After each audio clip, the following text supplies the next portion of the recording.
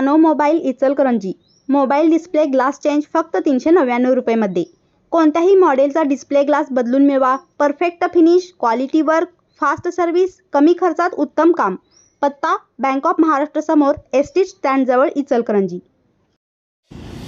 तारदाळ परिसरात अल्पवयीन मुलींच्या सुरक्षिततेचा प्रश्न पुन्हा ऐरणीवर आला आहे। चौंडेश्वरी कॉलनी येथे राहणाऱ्या 60 वर्षीय दशरथ भाऊ सोनटक्के याने अवघ्या 8 वर्षे 6 महिन्याच्या मुलीचा मागील 6 महिन्यांपासून सतत पाठलाग करून अश्लील वर्तन केल्याचा धक्कादायक प्रकार आज उघड झाला। बिस्किटे, चॉकलेट्स, गोळ्या आणि पैशांचे आमिष दाखवून तसेच अश्लील हावभाव करीत घरी चल तुला पैसे देतो असे सांगत मुलीला घरी नेण्याचा प्रयत्न केल्याची माहिती फिर्यादीत नमूद आहे।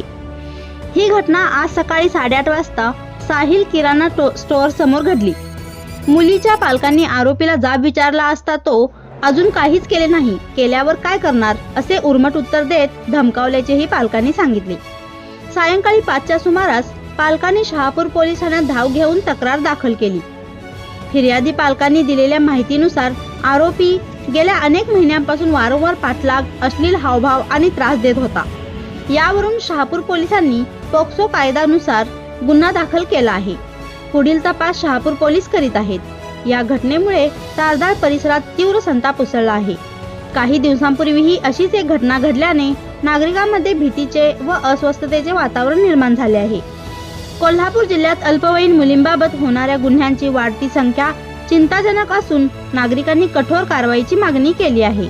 MS51 न्यूज करिता मुबारक शेख।